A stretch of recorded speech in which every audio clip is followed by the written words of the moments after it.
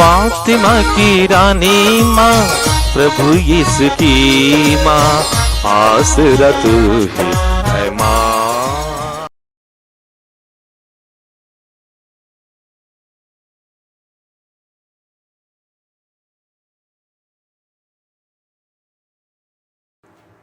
पहला पाठ उपदेशक ग्रंथ अध्याय 11 पद संख्या 9 से अध्याय 12 8 तक।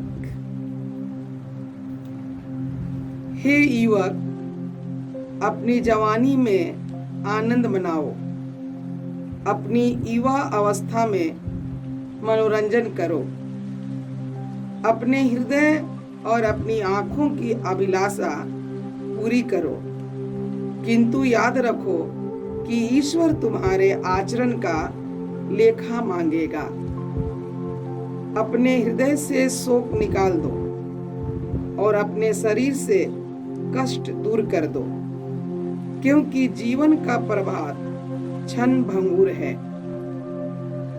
अपनी जवानी के दिनों में अपने सृष्टिकर्ता को याद रखो।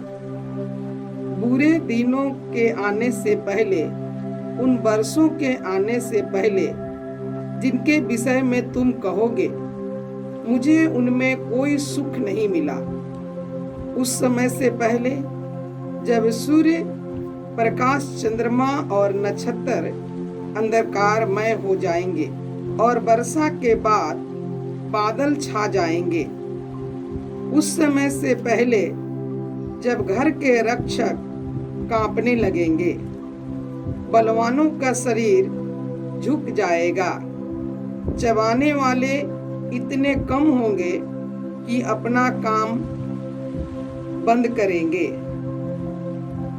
और जो खिड़कियों से झांकती है वे धुंधली हो जाएगी।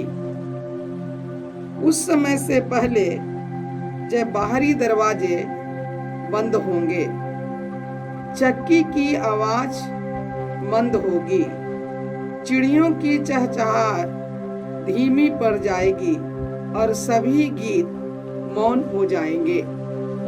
उस समय से पहले जब ऊंचाई पर चढ़ने से डर लगेगा और सड़कों पर खतरे ही खतरे दिखाई देंगे, जब बादाम का स्वाद फीका पड़ जाएगा, टीडियां नहीं पचेगी और चटनी में रुचि नहीं रहेगी, क्योंकि मनुष्य परलोक सिधारने पर है और शोक मनाने वाले सड़क पर आ रहे हैं।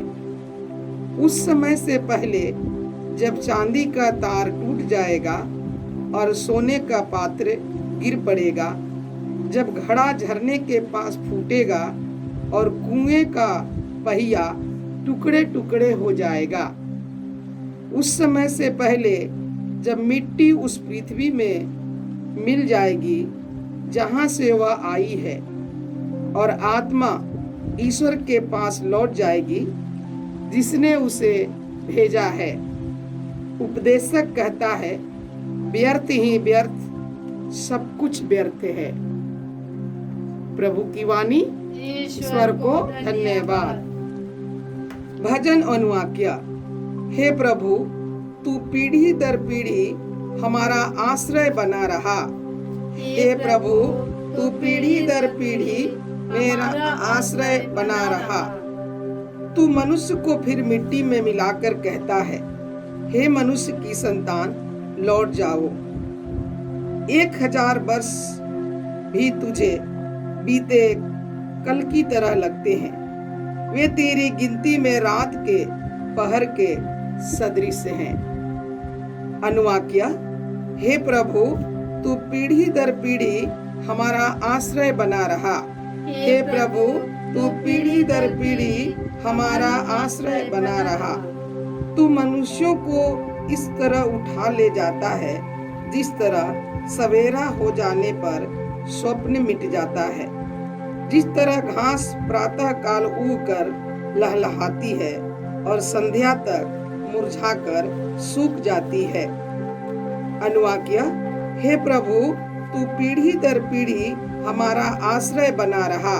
हे प्रभु तू पीढ़ी दर पीढ़ी हमारा आश्रय बना रहा। हमें जीवन की क्षण भंगुरता सिखा, जिससे हम में सद्बुद्धि आए। हे प्रभु क्षमा कर, हम कब तक तेरी प्रतीक्षा करें। तू अपने सेवकों पर दया कर। अनुवाक्य, हे प्रभु तू पीढ़ी दर पीढ़ी हमारा आश्रय बना रहा। हे प्रभु तू पीढ़ी दर पीढ़ी हमारा आश्रय बना रहा। तू भोर को हमें अपना प्रेम दिखा, जिससे हम आनंद के गीत गा सके। प्रभु की मधुर कृपा हम पर बनी रहे और हमारे सब कार्यों पर तेरी आशीष। अनुवाक्य, हे प्रभु तू पीढ़ी दर पीढ़ी हमारा आश्रय बना रहा। हे प्रभु तू पीढ़ी दर पीढ़ी हमारा आश्रय बना रहा। जय घोष, हालेलुया।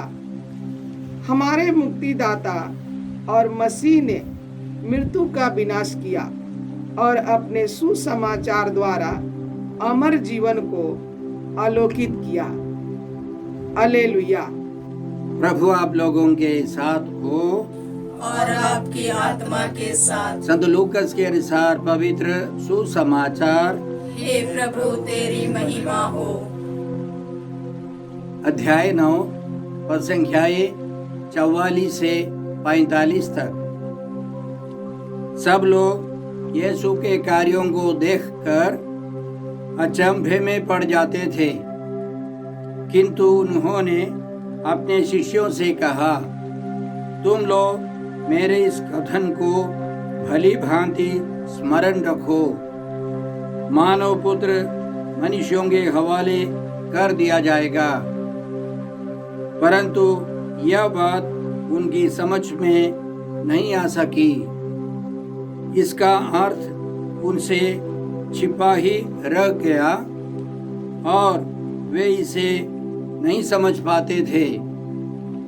इसके विषय में यीशु से प्रश्न करने में उन्हें संकोच होता था।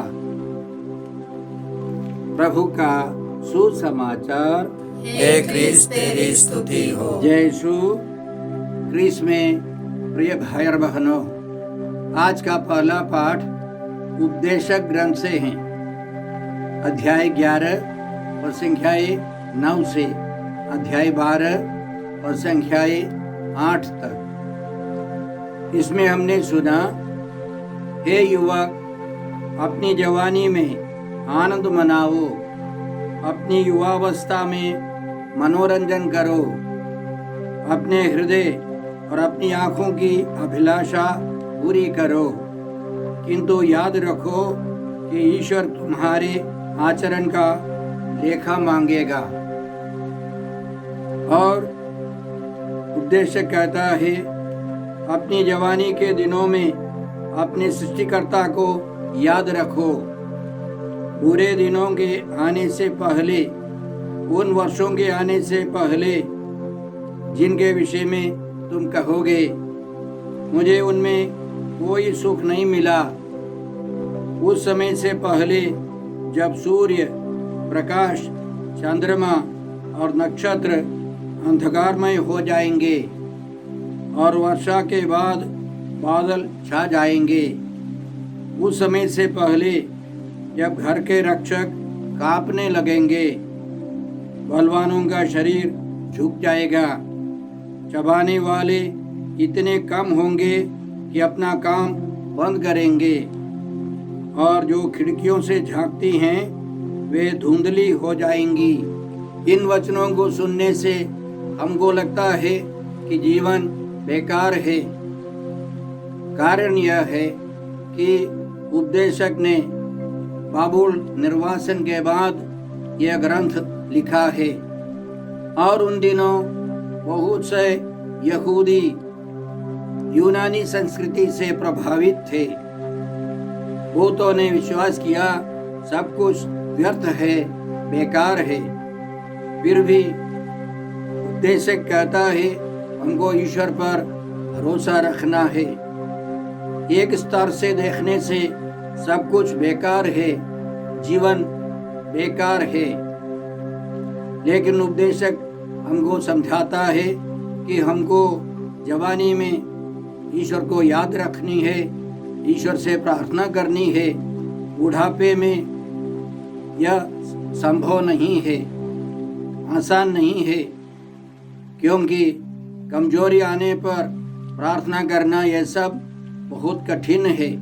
मैं भी अपनी जवानी में सोचता था कि बुढ़ापा आने पर बहुत समय मिलेगा और अच्छी तरह प्रार्थना कर सकूंगा, या भारी बीमारी आने पर बहुत समय तक विश्राम करने का समय मिलेगा, उन दिनों मैं अच्छी तरह प्रार्थना करूंगा।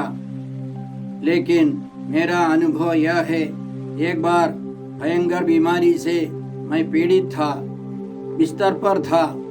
उस समय न सो सकता था, न प्रार्थना कर सकता था, और बुढ़ापा आने पर मैंने समझ लिया जवानी में प्रार्थना आसान था।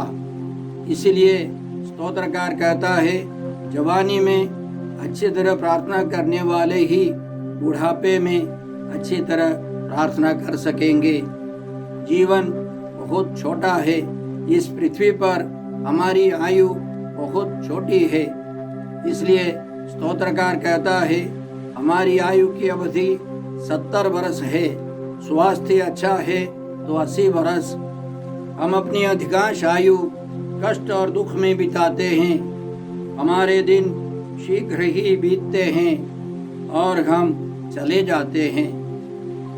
हमारी आयु इस पृथ्वी पर बहुत छोटी है और उस छोटी अवस्था में हमको प्रभु से प्रार्थना करनी है, तैयारी के साथ जीवन बिताना है, ताकि हम अनंत जीवन में प्रवेश करेंगे।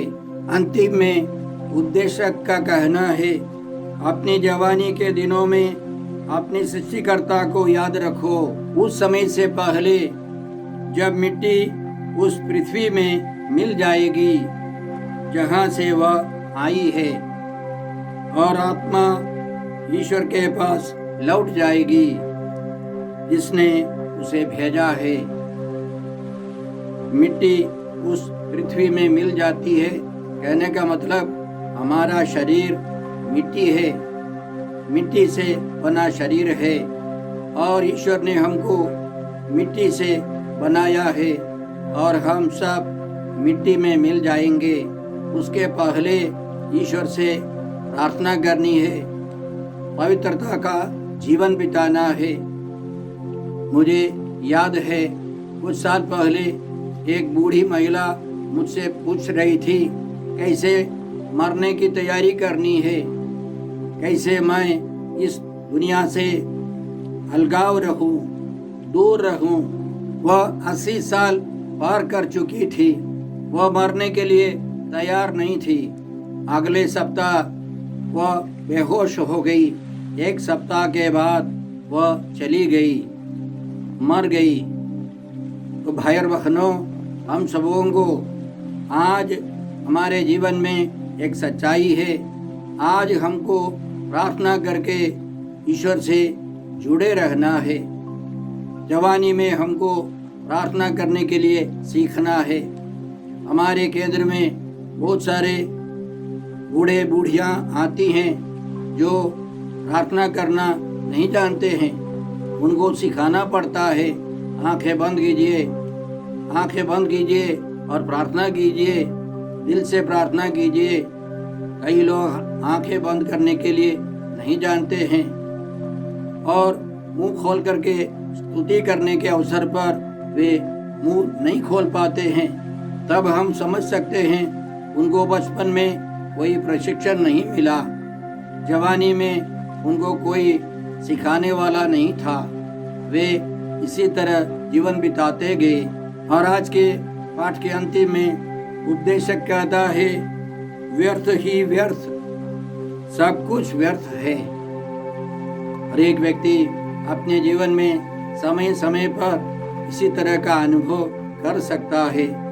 आखिर एक स्तर पर सब कुछ व्यर्थ होने पर भी प्रभु यीशु आने पर पिता ईश्वर और पवित्र आत्मा हमारे अंदर निवास करने पर सब महत्वपूर्ण है, बेकार नहीं है। जीवन महत्वपूर्ण है। हम अपने जीवन के लिए ईश्वर को धन्यवाद देंगे, अपने माता पिता के लिए धन्यवाद देंगे, जिन्होंने हमारी सहायता की है उन सबों के लिए ईश्वर को हम धन्यवाद देंगे, हम आभारी रहेंगे। संत इग्नासियुस हमें सिखाते हैं कि यदि कोई व्यक्ति आध्यात्मिकता में आगे बढ़ना है कि उसके अंदर सबसे पहला गुण होना है वह ईश्वर के प्रति आभार रहे, सब कुछ के लिए, क्योंकि सब कुछ ईश्वर की देन है, ईश्वर का वरदान है। ऐसा व्यक्ति आसानी से ईश्वर को धन्यवाद देगा, ईश्वर की स्तुति आराधना करेगा। इसलिए आज के भजन में हमने इस प्रकार सुना, तू मनुष्य को फिर मिट्टी में मिलाकर कहता है, हे मनुष्य की संतान लौट जाओ। 1000 वर्ष भी तुझे बीते कल की तरह लगते हैं, वे तेरी गिनती में रात के पहर के सदृश हैं। और अंतिम में स्तोत्रकार का कहना है, हमें जीवन की क्षण भंगुरता सिखा, जिससे हम में सद्बुद्धि आए। हे प्रभु क्षमा कर, हम कब तक तेरी प्रतीक्षा करें, तू अपने सेवकों पर दया कर। सब कुछ बेकार नहीं है। शैतान या संसार या बुरे लोग हमको प्रेरणा दे सकते हैं कि सब कुछ बेकार है, हमें नास्तिक का जीवन बिताना है, ऐश आराम का जीवन बिताना है। याद रखे, ईश्वर सब कुछ जानता है, ईश्वर न्यायी है, हमारे हर काम का प्रतिफल ईश्वर देगा। अच्छा करने वालों को अच्छा फल मिलेगा, बुरे लोगों को अनंत दंड भोगना पड़ेगा। इसलिए हम कृपा मांगते हैं कि हम सब प्रभु से जुड़े रहें, पवित्र जीवन बिताकर अनंत जीवन में प्रवेश कर सके। आज के सुसमाचार में मात्र 2 पवित्र वचन है, फिर भी उन 2 वचनों में बहुत सारे रहस्य छिपे हैं। सबसे पहले हमने सुना कि सब लोग यीशु के कार्यों को देखकर अचंभे में पड़ जाते थे, क्योंकि यीशु अन्य लोगों से भिन्न थे। संत मत्ती के सुसमाचार अध्याय 7 के अंतिम में, प्रभु यीशु की पहली शिक्षा के अंतिम में संत मत्ती इसी तरह लिखते हैं, जब यीशु का यह उपदेश समाप्त हुआ तो लोग उनकी शिक्षा पर आश्चर्यचकित थे, क्योंकि वे उनके शास्त्रियों की तरह नहीं बल्कि अधिकार के साथ शिक्षा देते थे। प्रभु यीशु अन्य लोगों के समान नहीं थे। शिक्षा देते समय अधिकार के साथ यीशु शिक्षा देते थे। फिर संत मत्ती के सुसमाचार अध्याय 15 में हम लोग इस प्रकार पाते हैं, भीड़ की भीड़ यीशु के पास आने लगी। वे लंगड़े, लूले, अंधे, गूंगे और बहुत से दूसरे रोगियों को भी अपने साथ लाकर यीशु के चरणों में रख देते और यीशु उन्हें चंगा करते थे। गूंगे बोलते हैं, लूले भले चंगे हो रहे हैं, लंगड़े चलते और अंधे देखते हैं। लोग यह देखकर बड़े अचंभे में पड़ गए और उन्होंने इस्राएल के ईश्वर की स्तुति की। इसलिए लोग आश्चर्यचकित थे। वे ईश्वर की स्तुति करने लगे, क्योंकि प्रभु यीशु महान नबी, चंगाई दाता, ईश्वर के पुत्र आए हैं। इसलिए लोग ईश्वर के प्रति आभार थे।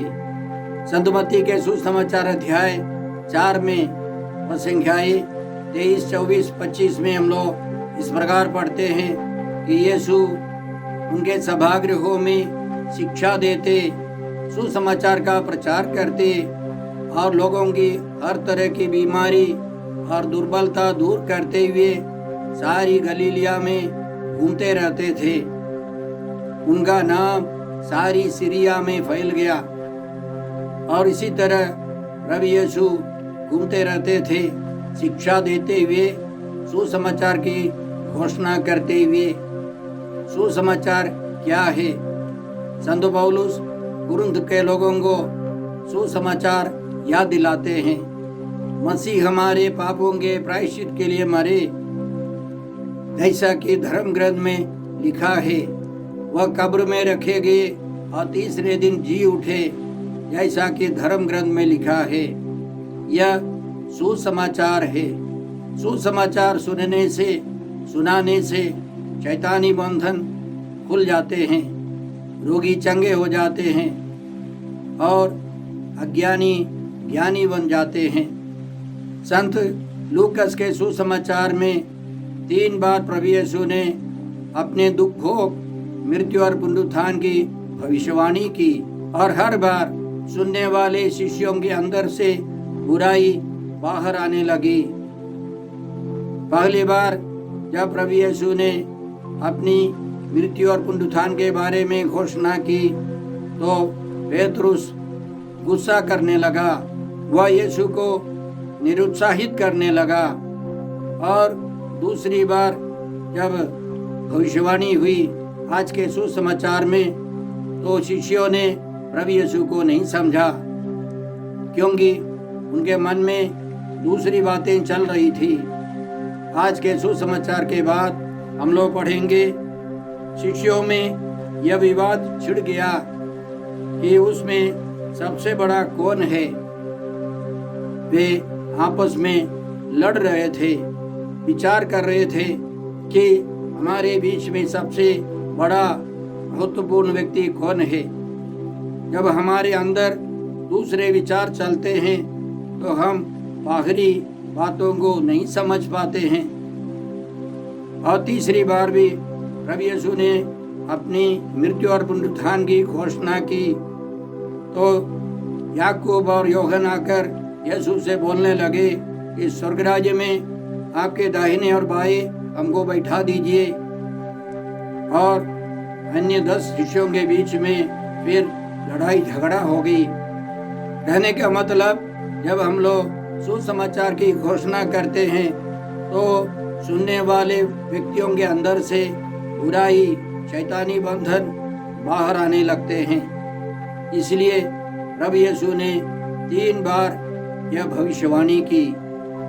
इसके अलावा संत मत्ती, मार्कुस और लूकस और यूहन्ना के सुसमाचार में प्रभु यीशु के दुख भोग, मृत्यु और पुनरुत्थान का वर्णन है, विस्तार रूप से वर्णन है। इससे हम इन 4 सुसमाचार से क्या सीखते हैं?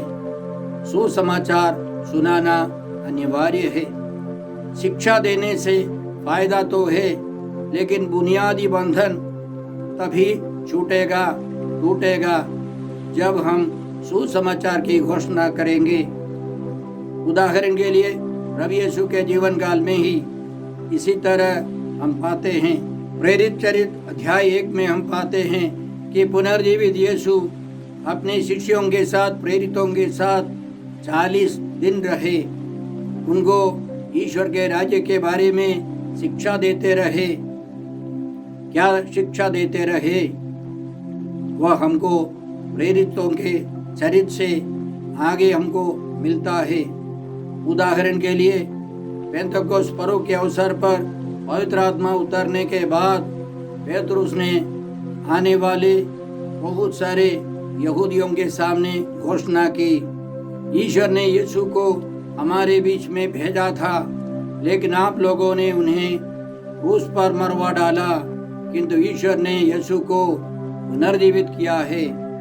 यह सुनकर वे मर्माहत हो गए, अपने पापों पर पश्चाताप करने लगे और उस दिन 3000 लोगों ने प्रभु यीशु में विश्वास कर बपतिस्मा ग्रहण किया। फिर हम संत पौलुस को पाते हैं। संत पौलुस ने एथेंस में पढ़े लिखे लोगों के सामने यीशु के बारे में शिक्षा दी, अन्य बातों को लेकर शिक्षा दी, और सुनने वाले विश्वास करने वाले नहीं थे। उन्होंने पौलुस का तिरस्कार किया।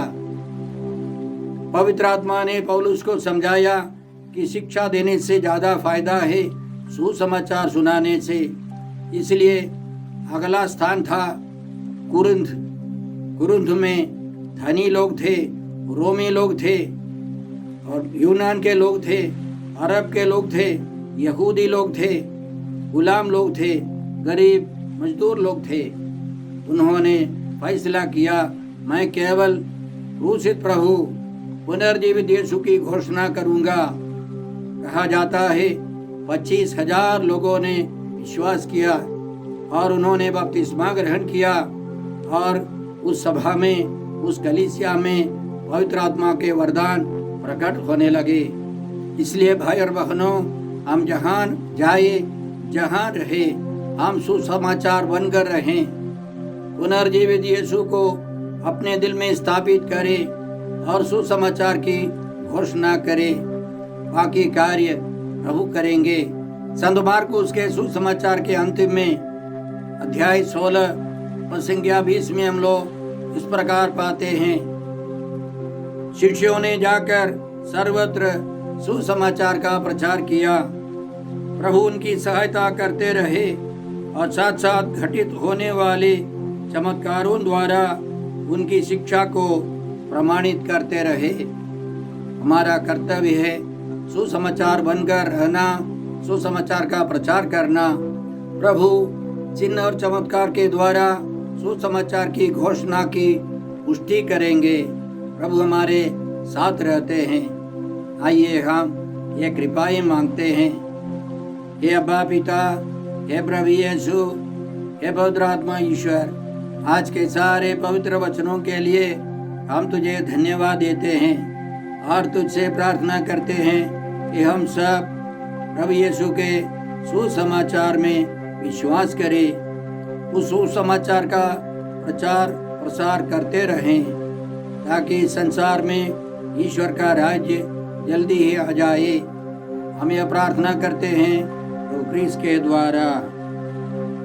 हमारे प्रभु यीशु क्रिस्त की कृपा, ईश्वर का प्रेम और पवित्र आत्मा का साहचर्य आप सबों को प्राप्त हो। आमीन।